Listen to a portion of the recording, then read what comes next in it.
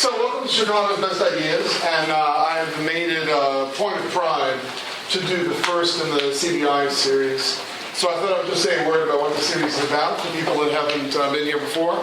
It's mostly about like higher quality box lunches. We take great pride in that, so I hope you're enjoying them. 2 of them have special prizes inside, usually in the form of money, and you might want to look a little carefully. So at the law school's 100th anniversary, we were looking for something exciting to do. And I was the dean at the time, and I was really in love with Penn and Teller, who some of you may have seen. And I contacted them, and I said, how do I come to the law school? I'm doing like a centennial Penn and Teller thing, and blah, blah, blah, blah. And we were also going to have like a cord across the midway to Rockefeller Chapel, and have that guy, whatever his name is, who, would walk up. I was younger. And it was getting very exciting. And I talked to Penn extremely briefly, and he said, bitingly, number 1, you can't afford me. And number 2, look, you guys do ideas. You don't need people like walking over a rope across the midway. You should just do something about ideas for the centennial. I mean, he didn't quite say it in those words. But I thought, okay, so let's do something cheaper. And so here we are. And so we try to have a few of these a year. And in the beginning, it was like, what's the best idea that ever came out of Chicago? Oh, it's the Coast Theater. No, it's this. No, it's that. And Mother's Day or something. And then we would have like a talk about them. But I think people got tired about doing the same ideas over and over again. And so instead, people do, well, here's an interesting idea that I have, it's like more narcissistic, that is tied to great ideas that Chicago has produced over the years. So that's the idea of this talk. And I have a couple ideas for you. And in Chicago fashion, I won't go too long, that way we'll have questions and answers, but you'll ask your questions quickly and I'll answer them quickly so that people who have questions can get them out. And no matter what, we'll be done in an hour because I know that you have classes and other things to go for. So I should have turned off the podcast for that. They don't need this stuff, but I think we're ready to go. Okay. Okay. So what do lawmakers do? That's the title of the talk. And what does the talk even mean? What I want to do is think about what lawmakers do and compare it to what lawmakers used to do. Like I sort of want to compare Obamacare to the Great Pyramids. I mean, that's sort of my goal in a way. Like, what's motivating the politicians and what's it about? And does the kind of a law we do now, what's the connection it has to law that people have been doing for thousands of years? And I don't mean law like everyday law. Like, there's a lot written about that. And of course, what do lawmakers do? They can't help themselves but be around while we spontaneously make the world a better place. I mean that sort of seriously. Like we keep certain promises, and we have a negligence rule, and we do this, and we do that. Well, we've been doing those things for thousands and thousands of years. I mean, as old as we can find tablets, people have had rules like that. A little bit different, but very much the same. I'm not really sure that we should give lawmakers a lot of credit for those rules. I have a feeling that people who live in groups spontaneously, develop rules like that, and then they get reflected in law. Law can help. It could punish you or do something if you don't keep those laws. So I'm assuming that, there's a lot of stuff going on in law, but then lawmakers show up. They get elected or they win wars, whatever they do, and there's something they do. They modify law, they do extra contracts or property or corporate law or whatever it is they do. And that's sort of what I focus on. Like, what's the extra stuff they're doing? Who are they doing it for? And so forth. All right, so imagine that we just start that way with a traditional question. And somebody said to you, you walk along the hallway and you see the sign, what do lawmakers do? Think of it as a quiz question. Like, how would you have answered it? And how do you think people would have answered it over the last 100 years who went to this law school? Well, there are a lot of answers. For example, there's a famous article by our own Judge Posner that's called, what do judges maximize? It rankles some people even to hear the question, like, what do you mean, what do they maximize? Like, what does your mother maximize? You know, like, well, what does she maximize? I mean, have you thought about that? Like, this assumption that, first of all, people must be maximizing something, and second of all, that they can only be maximizing one thing, people seem to find insulting. Now, scientists, I think, and anthropologists don't find this insulting at all. Like, a convenient way to think about the world is that people are motivated by something. They are preserving their species, or, whatever it is they're doing. So I don't think the question is meant, or the answer is meant insultingly. And so that's a hard question. Judges aren't lawmakers, after all. I'm also interested in legislators, but think about it. What do they maximize? Maybe they try to make the world a better place. I mean, Posner would scoff at that. Because what does that mean, they try to make the world a better place? Could be, maybe they don't want to get reversed. That would be something we could measure. Maybe what judges maximize is staying out of trouble and not having the Supreme Court or future Supreme Courts reverse them. That's a live theory that people at Chicago have studied a long time. By the way, if that's Chicago's best idea, it's not a very big one, in my opinion. Like, that's a pretty low-level idea. To think our whole legal system's there. What do Holmes and John Jay and Rehnquist and Cardozo have in common? They really try not to get reversed. To me, that would be kind of pathetic. So I am looking for something a little grander, or even a little more diabolical than that. They must have other aims. Maybe they try to maximize the world in their own image. It might be that you have an idea about your own preferences, and maybe if you get elected to Congress or you get put on the appellate court, what you secretly do or biologically do, maybe you don't even know you're doing it, maybe the best predictor is they try to make the world more like the kind of world they think we should have. That might not be a bad description of some judges and some lawmakers and so forth. Again, I don't think we could show that. There's a lot of Chicago work about this. Try to think about the preferences of the judges or the senators, and is that what they end up doing? No, maybe much more likely, a much better theory that political scientists have is things like, no, what they're really doing is just trying to get reelected or promoted.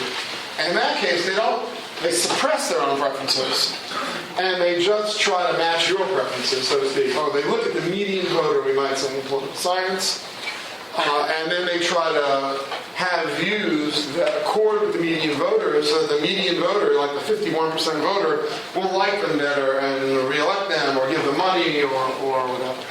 We'll see that tonight in the Democratic debates, I think, right? We'll think, well, within a certain audience, they're going to battle for the median voter in that audience in a way that might work without getting them in too much trouble in November. I mean, we're used to thinking that way. But that might be what lawmakers do, and then presumably they do the same thing when they do things. They pass the Uniform Commercial Code, they change criminal law, they criminalize this and decriminalize that and build prisons there and give welfare there. Maybe they're all aiming to try to please these median voters. Again, there's a lot of theory about this. It's not my subject today, but it's a plausible thing. I think for a lot of things that is what lawmakers do, I'll just say, if you think about the sort of things I'm about to talk about, Social Security, the home interest deduction, I mean, we could start listing a lot of things like that I think pretty much are aimed at a majority of the population, right? The politicians came to these things and they think about Social Security. Wow, we can raise taxes from 90% of the people and give it out to 60% of the people, and that's probably a really good thing. That will really make people happy because the 60% will elect me. They'll like getting Social Security benefits. It'll be a combination of insurance and retirement and this and that and a pension plan because they'll pay taxes. And some people will get hurt in the process. There'll be people who pay taxes who don't get money back. But I don't really care about them, the lawmaker might say. I really care about keeping the average person happy, the 51% of the population happy. Well, you never know who they'll be, so maybe I better make 60% happy to have a cushion. That might not be a bad description of a lot of policies that we have. Notice those things. Now I'm getting closer to I'll eventually start my topic before we're done. Notice, but I want to give you a context. Notice there that what's interesting about those things, something we're going to get to in a minute, is that they're not easily undone, a subject we're about to get to. So if you put Social Security in effect, or you give people a deduction for interest on their home mortgages, and you've made 60% of the country very, very happy, And then if somebody else comes along later on and says, this is dumb, it's bad public policy, let's remove it, it's very, very hard to remove at that point. It's not like getting people to stop subsidizing tobacco or something where 20% of the country might really like it. It's now you've really got a majority of the country that really likes this thing and is benefiting from it, is planning their lives around it. It's almost impossible to get rid of those entitlements, I guess we call them. So there's like an endowment effect, we would say, about those entitlements. Again, a very famous Chicago topic, really. Like, when does the Coase theorem not work, so to speak? When is it hard to get people to give up things they have, even if you could pay them for it, and so on. So that's going to play a role later on. Well, I want to start instead with a fairly simple assumption and topic, and then I want to show two things that follow from it so that we'll build toward a conclusion. But the thing I want to start with is a very public choice kind of thing, another Chicago specialty. And it's that when I say lawmakers, I don't even want to know whether I'm talking about the lawmaker or I'm talking about the interest group that is aligned or allied, both words work, with the lawmaker. So I'll go back and forth between these. But for example, there might be some senator who's powerful. Sometimes I think we should say, that senator wants to do this. And by that I mean either that senator or that senator is really just a stand-in, just an intermediary. There are a bunch of groups that are sponsoring that senator. Some are voting for her, some are giving her money, some are giving her a lot of money. Some might be bribing her. I mean, there are all sorts of things they could be doing. It might be good, it might be bad. But there's kind of an interest group, or a set of interest groups, that are overachieving in a way. They're getting their way more than just their raw numbers in the vote. They're organized. And then they have a senator that they're sending money to or other favors to, or the other way around. There's a senator who's a political entrepreneur, and he thinks, how can I get elected? How can I get money? Ooh, I'll appeal to law students. That looks like a constituency no one else. And then they'll start appealing to law students and, more student loans and less this and more box lunches and more that. And then they build up support. That's okay. I want to think of those as a lawmaker. A lawmaker is this alignment of interest groups and a lawmaker, and they're kind of in it together. And then we're trying to think, how is it that they go about affecting law? What do they do that beats back other people who are disorganized and so forth? Now, the first thing to see about this group, and now we get to a super big Chicago topic, will surprise you a little bit. The first thing we see about lawmaking is that it's a very, very hard enterprise. It's, there's almost nothing a lawmaker can do that lasts. It must be a very discouraging enterprise. Think about these interest groups. You can either think about the good ones or the ones that are just overachieving. Overachieving meaning getting more than you think they get in a democracy.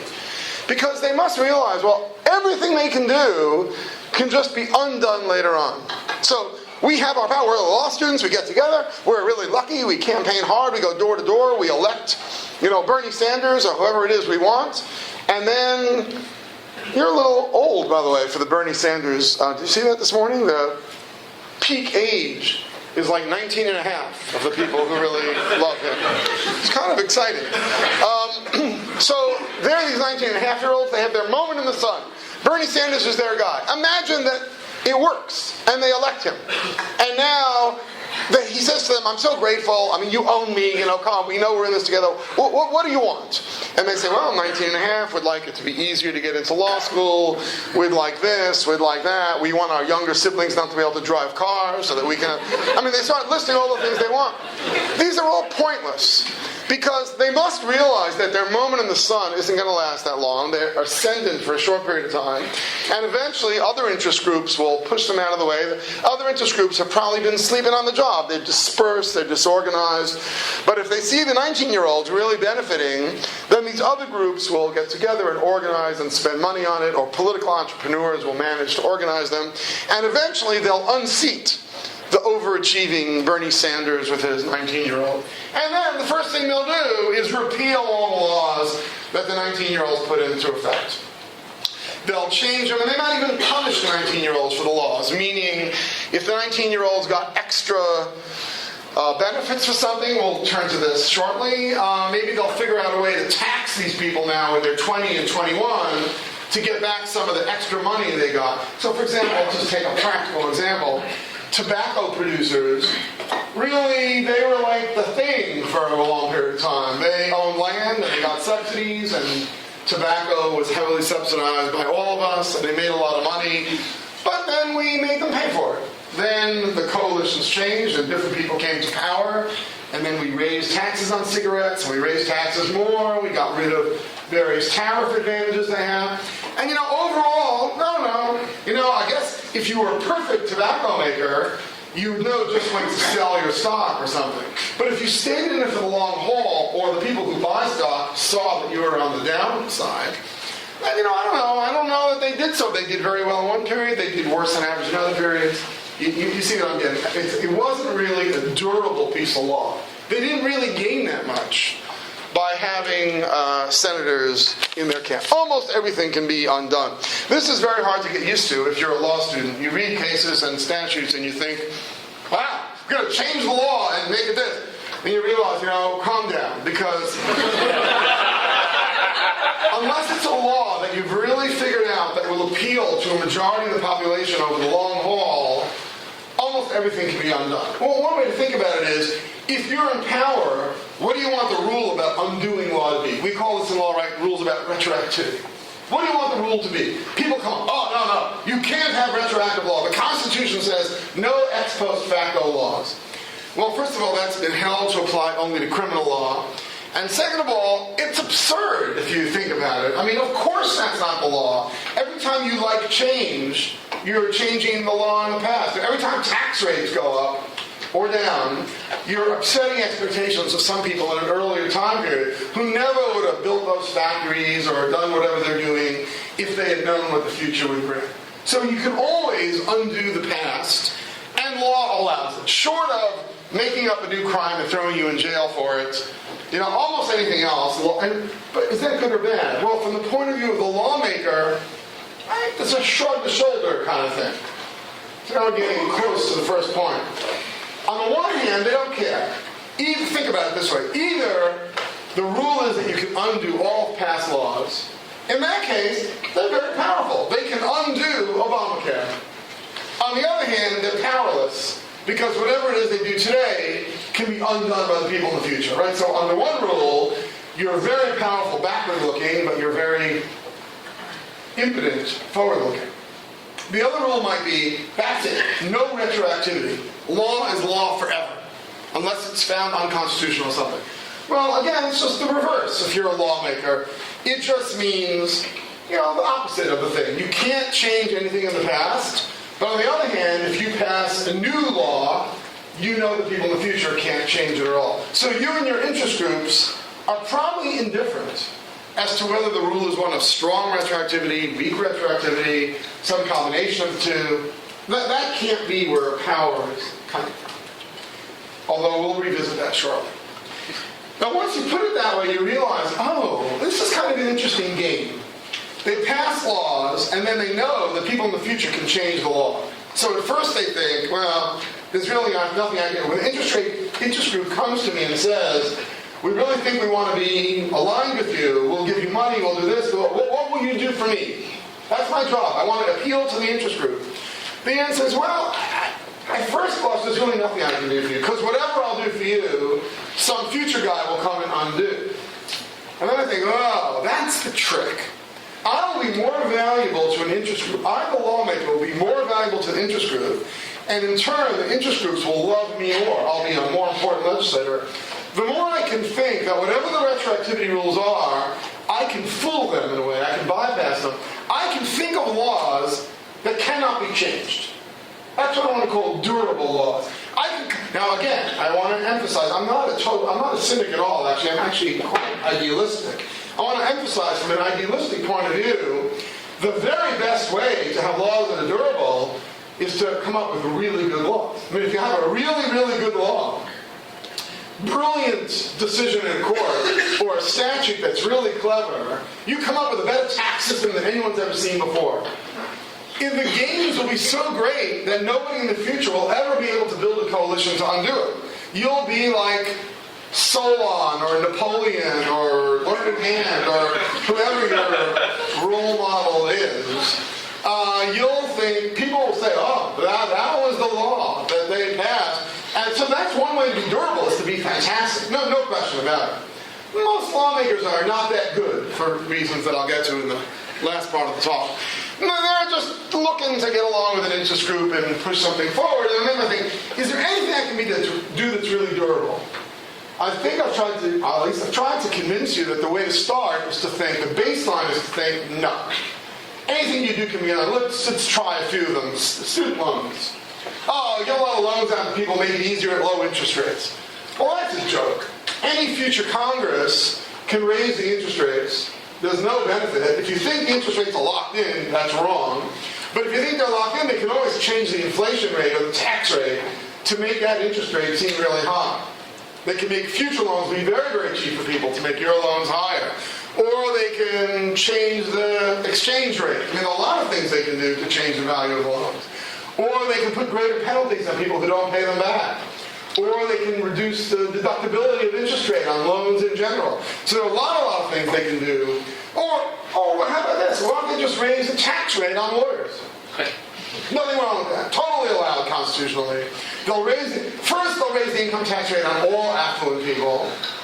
Then some people might think, no, that's not so popular. Well, okay, let's just raise it on lawyers. We'll make something up. You know, the lawyer works because they're using the courts, but the courts are provided by the government. You really are getting a benefit. So therefore, tax rates we have too many lawyers, so we'll raise the tax rates on lawyers. That'll be fine. They're perfectly allowed to do that. There are excise taxes on tires. There could be excise taxes on lawyers. And then someone might even be more refined and say, well, now you're getting all lawyers, and that's not fair. Some of them didn't borrow money. Not many of them, by the way. But okay, is there a way we could raise income tax on lawyers that tries to really get back exactly the money we gave them from those old loan programs? Well, sure there is. We could give people tax credits for some things. We could say, if you never borrowed money, or you borrowed under $20,000 from the government in your life, then you get a tax credit because we want to thank you for not doing it. Well, then you're home free. So you raise the income tax rate on all lawyers, you give an extra deduction of credit to people who never borrowed money. Now you've basically recaptured all the old loans. It's not very fancy drafting, right? You can do this, almost do this over and over and over again. Well, now I hope your wheels are spinning and you're beginning to think, oh, I see some things that are not so easily undone. And the one that I want to get to today is spending. So say I have an interest group that doesn't like to commute to a job, they want a faster way to get there, and I propose building a bridge. We're going to build a suspension bridge. It'll be very expensive, but it'll be a quick way across the river. The local communities love it. We'll go back and forth. There might be a few people who live far away who don't like it or do like it. I don't know. They don't pay much attention. Steel workers might like it. I mean, I might find a few interest groups, and I become their guy. And they elect me, and I build a bridge. Now look at the genius of building a bridge, because I build the bridge when this interest group is in its heyday, and then maybe 3 years later, people realize, my God, this is like the bridge to nowhere. I mean, this bridge just connected this town to the mainland, and there are only like a few thousand people living in the town. And this is like, I remember that Sarah Palin bridge. And what was the point of that? And then, but what did they do? Okay, you got me. We built that bridge because it only made the 100 people in this room better off. You're right. Cost-benefit-wise, it was the worst bridge ever built. But there it is. It's bleeding. I mean, what are they going to do, blow it up? You know, no one's going to gain by destroying the bridge. And so this is actually very, very hard to undo. Now, you might say, not so fast. We could suddenly put a toll on the bridge and charge you. But the problem is, if you've thought about it, that when you have a bridge that's really inefficient, kind of an interesting irony, the more inefficient the bridge, the more people don't really need it that much, or fewer people need it. The more when you raise the toll on the bridge, even they stop using the bridge. And then you've got a bridge, and you're not even getting revenue to pay the guy who paints the bridge. That's actually very hard. That's a brilliant piece of lawmaking, building that bridge. If you and your interest group can... Well, maybe you get the idea that it's interesting. Maybe there's a very interesting idea here that lawmakers and their interest groups tend towards spending programs rather than regulatory programs, and certainly rather than small government. Think of three things they could do. Smaller government, more regulation, more spending. More spending is far and away the most durable of the three if structured right. Because it's hard to go back and get the money, it's hard to change it. Regulation, any regulation you think of, I can undo it in the past. Taxi cabs, Uber. I mean, you get the idea. You could change everything, and you could change it with a vengeance, if you want. The taxi cabs might think they were better off for years and years, and now their medallions are dropping in value even faster than they can drive. I mean, it's really kind of breathtaking, but that's law.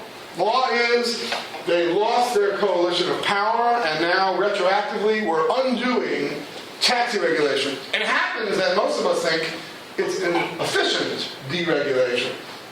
But this is not about efficiency or inefficiency. It's about whether the interest group bargain with the lawmaker was really a powerful thing or a durable thing in the first place. You know, this gives me some appreciation of durable lawmaking in the past. I mean, think about the Great Pyramid, which I referred to in the past, or the Roman aqueducts. But the Great Pyramid is a much better example for me. So sometimes that's called the age of monumentalism, that the things that were built, so picture these pyramids, they're built, they're huge, we marvel at how they were built, and their social utility is like close to zero. I mean, they really don't do anything. I mean, thousands of people probably died and were enslaved building them. And, you know, I guess there's some utility from tourists who go visit them now. But that's pretty small. And by the way, the present value of that pleasure back then when they were built is very, very close to zero. So I'm not going to, I think the value that we now can see the pyramid, that could not have entered Ramses's utility function. I mean, that seemed, even if he took it all into account, even if he was a perfect lawmaker, its value would have been, you know, very close to zero. So, but he had a powerful interest group. He controlled, you know, a very important economy, and he wanted to last forever. He wanted to be durable, right? He's doing exactly what my talk is about.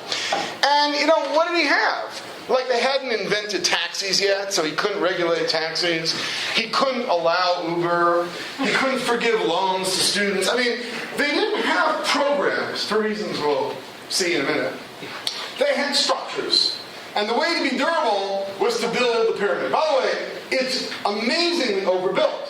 Now, here's where we get the Roman aqueducts. Some of these still stand thousands of years later. There are Roman aqueducts that worked carrying water for 1,500 years. So you're probably thinking, wow, those guys really knew how to build. Our bridges are collapsing after 40 years. The law school needed renovation after 60. And even now, look at this. But no, I think that's the wrong way to look at it. The pyramid and the aqueduct, they were vastly overbuilt. What a waste to build something, all that labor, to build something that lasted for thousands of years. Like, that's way too long. It couldn't be that Ramses really wanted. Now, you know, there are two explanations of that, by the way. One is maybe they just didn't know enough engineering. I mean, they knew a really big stone will last a long time. And 200, 4,000, like, you know, okay, they got it wrong a little bit. That's a serious possibility. I kid you not, serious literature about this. But another possibility is, I think a really brilliant one, is that the society, the interest groups, the people, they wanted their leaders to care about the future. They wanted leaders to do something other than be selfish. And what better way to get the leader to care about the future than to have the leader believe that he'll lead forever? That's one possibility. You're immortal, they might say to him. That would be good. Then he would care about the well-being of the people for a long period of time. Or how about, you're divine? That would be really great. If you could talk the guy into thinking he's divine, then not only would he think he was immortal, but he would think that his children were immortal, and then he would be happy to pay. I mean, that would be great. So short of modern, perfect, egalitarian democracy, I think if we lived in ancient times and we had a choice, you want a regular old selfish leader who'll just kill, maim, conquer, maximize the number of horses and spouses he has, whatever it is they want to do in their short lives, or convince the guy he's immortal. That's easy. Immortality was like a brilliant move, I think. And I think it was a good way of convincing them. To me, immortality means try to have a long time horizon. That's really what you want to say to your rulers. Not that. I mean, we wish we could say that to our present rulers. We when you build a bridge, try to think about the fact that we'd still like it to be here in 50 years. I mean, if only they would think that. Right? If you say you're opposed to Obamacare or something, think about modern programs. If you thought that Obama would be president for 50 years rather than for 8, I think you'd have a lot more confidence in Obama. You'd think, well, he's going to care a lot about the costs of the program as well as its benefits, because he's going to be there when the costs come in, the benefits come in. A 50-year horizon would really be fantastic. Next president, you'd like a 1,000-year president if you care about climate change. You want them to really care about a long period of time. So, of course, we have reasons for throwing them out of office every 6 months or whatever it is we do. But long-term horizon is not a dumb idea, and it drives home the spending program idea. Notice how much luckier we are than ancient Egypt.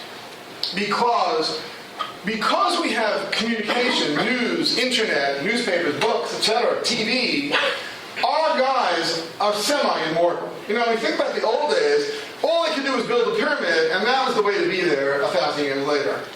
But now we know, you think Franklin Roosevelt, he understood, if I do the New Deal and I start Social Security and I take a lot of people out of poverty, that'll really be my legacy. People will really remember that. It's not a structure they'll remember. It's my program will be remembered. I don't think Ramses could have possibly thought that. Who would know where the program started and how it came about? There were very, very few written words, and not many people read them, and there were no YouTubes. Did you know that? They didn't have YouTube, and all that sort of thing. So I think actually we're both better off and worse off, right? You see the ending of my first point. We're better off because our leaders who want to be durable, they don't have to build the great pyramids. They don't have to have a useless structure that'll last a long time. They can have a legacy in the form of a program, like Obamacare, let's say. Obamacare, attached to his name, is a legacy that is certainly, whatever you think of Obamacare, socially, 1,000,000 times more useful than some triangle in the desert. It's unbelievably more useful. That's really great. The downside is that there are more options. Instead of, pyramid, I got one of those already, I guess the modern lawmaker can come up with program after program after program, and it might be that 4 out of 5 of them are inefficient and would rather they didn't have those. So they have more degrees of freedom, which is bad if you don't like big government spending. On the other hand, I think it's surely good in that the typical program produces much more social benefit. The legacy now is much better than the legacy of the monumentalism period. So that's one idea. I want to put that to the side just for a moment. Now, the other idea is, when I thought about this last night, by the way, I actually had this dream in which there was a great sphinx of Reagan, like in the desert. I was going to come in and say that, and I thought, no, you don't really understand what I mean. But we should be happy we don't have that. And instead, the Reagan legacy is something like, say, deregulation or something. Whatever you think of a deregulation, it's 1,000 times better than a great sphinx with the guy's face on it. No comparison. That's sort of my point there. What do lawmakers do? They try to be durable, and boy, it's a good thing that durability now can come in the form of programs rather than structures. That's message 1. Message 2, and it's hard to undo them. Message 2. Well, do lawmakers innovate enough? What they're supposed to do is change, right? Any lawmaker could come in and say, I'm going to continue exactly what happened before. And they say, no, people probably wouldn't vote for them. They either want to hear that everything before was bad and I'm going to make it smaller, or they want to hear that everything before wasn't enough and I have new programs that'll make it better. People want change. I find that in fact, I feel like sometimes I am accused correctly, I think, of liking change for change's sake. Change is interesting. It's entertainment value. It makes you feel like part of a vibrant society to try things out. So, for better or worse, lawmakers are definitely into change. But it raises the interesting question of what their incentives are to change well. Think about it this way. I'm teaching copyright now. Think about patent law, copyright, trade secrets, all that. If we announce tomorrow for the private sector, we said, from now on in the private sector, of course we like some change and innovation, but you know what? We're getting rid of all intellectual property. No more. I think every some people like a little more open source and a little less and a little, pirate a song here and there. But I think if I said there'll be no more patents, no more copyright, no more trade secrets, no more anything, I think everybody would say, whoa, that sounds like a really bad thing. People need incentives to do things, and if every time you invented a new cure for a disease, everybody could copy it, nobody would be in labs producing cures for diseases. I think we might not like drug prices, but we believe that some intellectual property is important. But that raises the very Chicago-ish question of always to compare it to what? Well, wait a minute. Why don't we have IP in the public sector? Think of all these wannabe pharaohs and Obamas and all that. If they have a good idea, they can't make any money out of it, straightforward. There's no property right in Obamacare or the Great Pyramid. There's no patent. There's no copy. In fact, they're not allowed to have a copyright. By the way, government employees at some level can get patents if the government doesn't claim complete ownership, and then they get 50% royalties on the government use. I mean, there's a whole set of rules. If you're studying patent law, I don't want to mislead you. But by and large, the lawmakers themselves, think of the guy who thought of the Uniform Commercial Code, and then the legislature that had to enact it. They get zero return. There's no patent or copyright or anything of the sort. Which should make you think, well, wait a minute. I mean, that seems like we're not going to get enough innovation. If there's no return, not enough innovation, or else the private sector's wrong. Now, I think I know what you're thinking. Oh, no, they get reelected, they become famous, like you remember which legislators put these in effect. In any event, that's not really answering the question, because in the private sector, people also get reputation. If Steve Jobs had never had any property rights, he'd still be known as the guy that brought this computer to market, assuming he had incentive to bring it to market. And that might work. Who knows? So, in the private and public sector, people can achieve fame or beloved things by their supporters. But in the private sector, we seem to think that you need much, much more than that. And it's quite interesting that we don't give that in the public sector. In fact, we don't even let them get repeatedly reelected. We don't give them returns at all.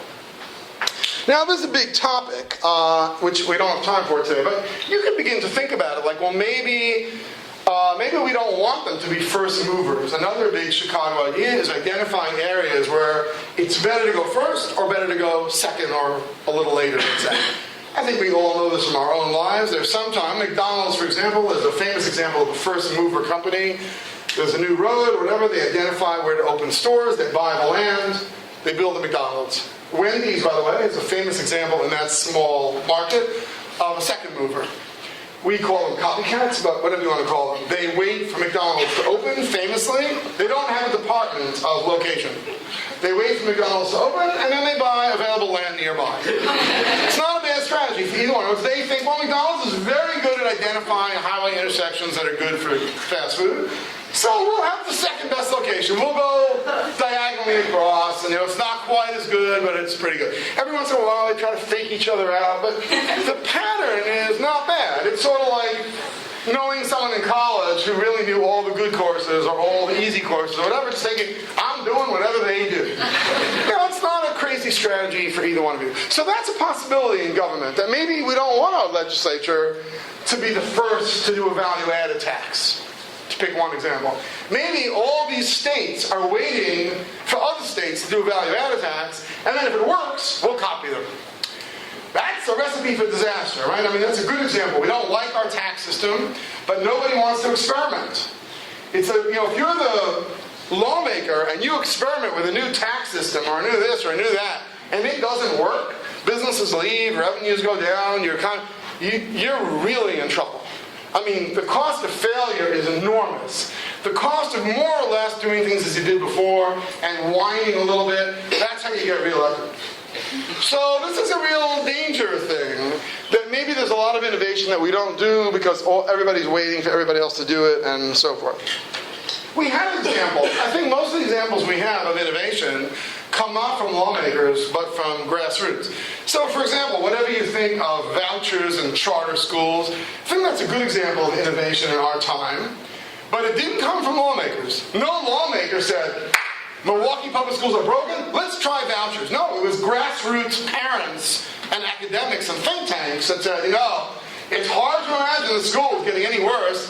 let's try an experiment. And they basically forced the Wisconsin state legislature to say, well, okay, we'll allow you to do it. By the way, even that innovation got there because of the homeschooling revolution. That there were a lot of people like, the school is terrible, I'm going to educate my kid at home.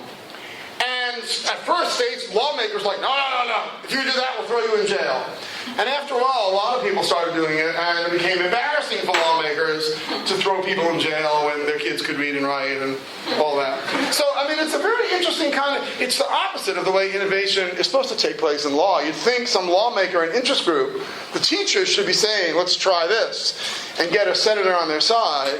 Instead, they're all sticking to the old curriculum, so to speak, while parents and other things are trying something new. I mean, there are a lot of examples like this. Colorado's cannabis law is kind of similar when you think about it. No politician stood up and said, you know, we're over-criminalizing all this drug stuff. Let's just try weed. You want it? They're all afraid. But instead, it's kind of a grassroots, joke there? Little grassroots movement. And then politicians like grudgingly come along. I think there's reason to think that maybe lawmakers are insufficiently incentivized. Now, by the way, I don't really think that. I mean, I think it's complicated. I think that lawmakers aren't really meant to be innovators. The innovators are people who come up with the idea of a value-added tax. Take that example. The lawmaker is like the CEO. The lawmaker is the person who's supposed to take that idea and build a coalition and execute it, put it into effect. So there's an inventor who gets rewarded, but then there's the chief executive of a company who takes that idea and actually figures out how to market it, distribute it, and then maybe pays a royalty for the patent. That seems to be a little bit more what government's like. That our lawmakers are a little bit, it's a hard business they run. They got to not only do what the business executive does, but also get a coalition to pass it into law. They can't just go to the board of directors and say, here's what we're doing. They need approval. Maybe the president can do it by executive order, but most of them at the state level, they need approval. So I guess I'm not so worried that we don't give them IP, so to speak, but I think it's something to keep in mind. There are examples, and I'll begin to wind down this. There are examples where I think states could get together. It's like, I'm going to sneak a Coates theorem thing in here for those of you learning it for the first time. I think if it's a good idea to have IP protection, they can do it on their own. They don't need law. So, for example, you can imagine, here's a thought experiment, 10 states could get together and say, this value-added tax thing that they use in Europe, it really seems like much better than our sales tax or this tax or that tax. We should try it. And again, in my world, each one goes, yeah, you try it first. Because if it flops, we never met. And then they might say, well, how about this? How about, of course, if you try it and it works in Indiana, you can be sure that we in Illinois are going to copy it right away. That's what happens to lotteries, for example, and school vouchers and charter schools. So maybe 10 states can get together and say, we think it'd really be a good experiment for 1 or 2 states to try the value-added tax. And then no one's going to say, yeah, we'll try it. Say, okay, we'll pay you to try it. How about we all get together and we bargain for innovation? So, for example, one possibility would be every state governor writes down how much you have to pay their state for them to be the experimenting states, and then the low bidder would experiment. That's a very fancy double Chicago blind auction thing. But you can imagine being a little less complicated, like if you pay me, you pay me, you pay me, or they could just say, well, you don't have to pay me anything, but agree now that if your state copies, if you pass a value-added tax in the next 10 years, because suddenly your voters see that it works in Indiana, then you owe us money. Oh, that would be kind of, you can even imagine Congress imposing that. So I think there is room for states to agree on experiments. We have no examples of this, by the way. It's very, very rare. Companies run experiments all the time, and CEOs get a lot of credit for running experiments. If they fail, they say, I tried it. I tried this new product in a small market, and it didn't work, and okay, we're done. And everybody goes, oh, what a great guy. Experiment. Good, change. When the government does that, when our government does that, people go crazy. They go, first they're mad. How come you're not giving me the experiment? And then when it fails, they say, you know what a bozo you are.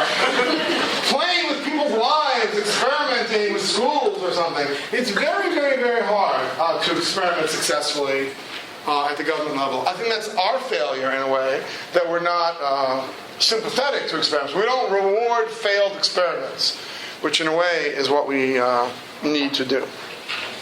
So you got the idea. Now I'll stop. The idea is both strands, that what is it that makes law durable and why interest groups like their lawmakers, and the do we think lawmakers are innovating enough. They're both strands of this idea that, see how to say this politely, they're both strands of this idea that governments love to spend. They don't really like to regulate as much as it seems because it can go wrong. They don't like to innovate as much as it seems because that can go wrong. What they really gain from is new spending programs. Oh, let's give money over there, subsidize this, solar panels for everyone, bridges. Some of them might be efficient.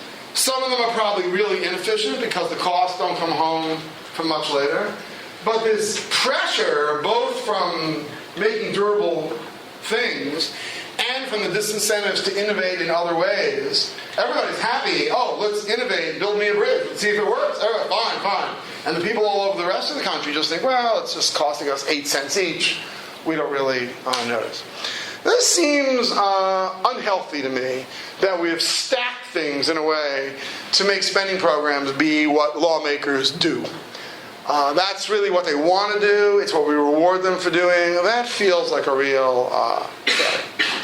I'm going to take questions or comments now. I'll just say that I'm hoping that somebody asks a question about, well, what about modern innovations like Obamacare and same-sex marriage? Because I wouldn't mind fitting them into the talk. But I think given our time and the desire for questions, we should pause there for our questions. Your turn. Oh, here's my experience. In the beginning, everybody's slow. They don't want to ask a question. They don't want to seem like that kind of person. And then when it's over, they think, oh, I should have raised my hand earlier. So, you be the judge. Please. I appreciate the first question. So how do you think we should incentivize lawmakers? Well, I don't even know what the word should means. And why would you trust me?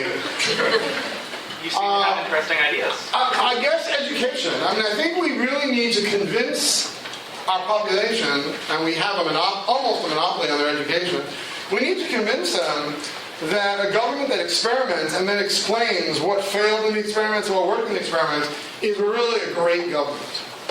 That's not the way we bring people up. There are examples of this in American history, but you have to rack your brains to find examples of this. First of all, there are very few examples where our presidents, for example, say, I did the following and it was an error and I'm sorry, and here's what I've learned from it, even though that's what we want them to do. And that must mean that they often don't experiment where they would want to experiment. So I think building up a culture where experiments are welcome is probably the single most important thing to do. And the other thing, if you believe about both innovation and spending programs, I think the key there is for people to understand how there's such a strong incentive for spending. So, I think there should be much more compensation after the fact.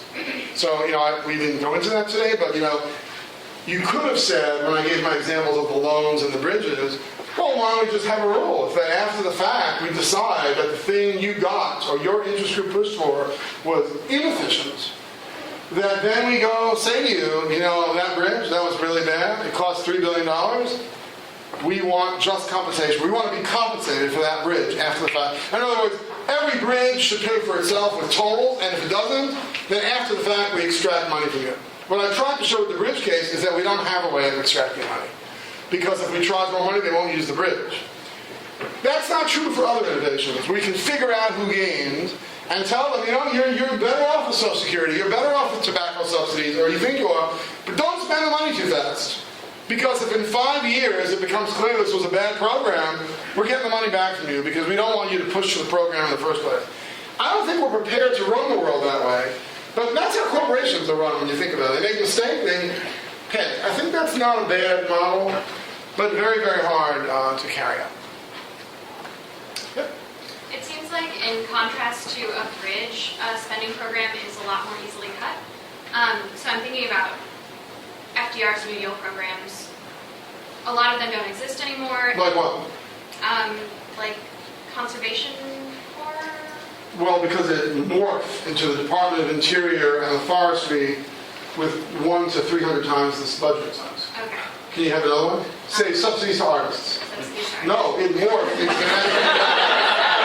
the National Endowment for the Arts, which has a per capita budget that you might not think is big enough, but it's much greater than even in the peak of the Great Depression. Okay, so You want to try for another one? No, I don't think there are any, actually. so when Isn't that amazing? yeah. Yeah. So when the name of the program changes or it turns into something else, does that decrease its durability to the Oh, program? that's good. I like that. Quick switch there, save yourself. Yeah. Well, that's very good. So, for example, there are famous things that are associated with people's names. You know, Dodd-Frank, Glass-Steagall Banking Act. You might want McCain-Feingold, campaign finance reform. Those might be examples of durability. Like we attach the names of the politicians to try to show you, well, we know that you just want to build more bridges, John McCain. So you know what? Come up with a campaign finance reform, and we'll attach your name to it, and it'll be as if you're carved into Mount Rushmore.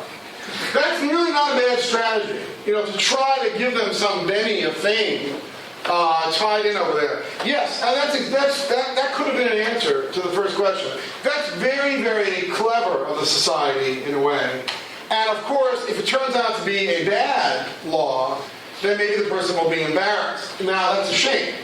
Right, in my world, that'll discourage experiments. You almost want, run an experiment, if it works, we'll give you a lot of credit, and as long as it has a sunset clause, as long as it's really just an experiment, it's not like a bridge, it's the opposite of a bridge, then when it fails, we'll say, good for you for trying, and we'll never tell anybody your name. Again, I don't think that's realistic. That's not the way our world works, actually. Plus, these bills, it's usually the media, those aren't the real names of the bills. It's the media have attached names to the bills. But the idea is interesting. No, the spending programs don't really seem to go away. And even though they're not attached to Roosevelt's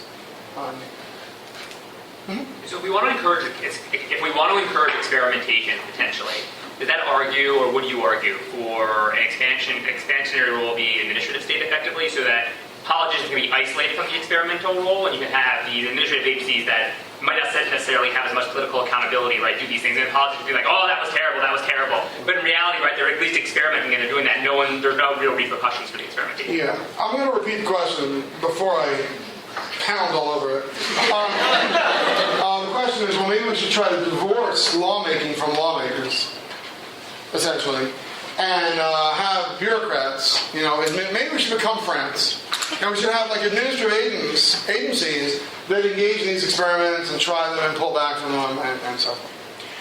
Well, I think it's a good idea. I mean, I like the thought behind it. I have a sort of personal bias here, which is I feel like the agencies are way oversold. I'm not a fan of the delegation to agencies compared to other people in this building, certainly. I would say 1 out of 3 topics at faculty lunches is someone going on and on about how we ought to give something to an agency, and then somebody like me grinding their teeth and giving example after example of where the reverse took place. And by reverse, I mean, I think that the bureaucratic buy-in and inertia is even a stronger problem. That, it's very hard to think of examples where agencies started something, employed 11,000 people doing it, and then said, it's really not such a good idea. We really don't need to inspect factories for that anymore, and now we're going to let go of these 11,000 employees, or we'll turn them into postal work. Oh no, we should be cutting that back too. We'll turn them into FedEx competitive. It just never happens. So I think that it's even a worse problem at the agency level, because people like the big bureaucracies they govern, because there's employment, because the employment itself comes from districts where the senators then want to protect the jobs, and so forth. Now, that does suggest an alternative, but it's not going to get us anywhere either, where maybe the agency should be instructed that short of some supermajority rule, you can never increase your number of employees, you have to outsource experiments. Outsourcing might be a good way to experiment. We want to try something, but we don't want to feel locked into it. So we give it to some company. Coca-Cola can try this. Well, but as you know, that creates another whole set of problems, and Coca-Cola then lobbies to continue it, and there are other inefficiencies. So I don't think it's a problem of our government particularly. I think it's a problem of human nature, of the people getting together to, the 51% or even less, trying to exploit the 49%. And majority vote, all the things we love about democracy, they also cause this problem of taxing you to benefit me and so on. Can you talk about Obamacare and same-sex marriage? Did you know they were one topic and I'm going to twist them together? I think Obamacare and same-sex marriage seem to be kind of interesting examples that are a little bit orthogonal to this talk. But I was thinking about this. They have something in common, which is that here's a typical complaint about lawmaking. People will say, well, imagine that you were a critic of, I don't know, you could be either one. I guess same-sex marriage is much more politically correct, so for Chicago fun, let's imagine we were going to criticize that. So then we would say, well, there's something really a little weird about this kind of lawmaking, you might say.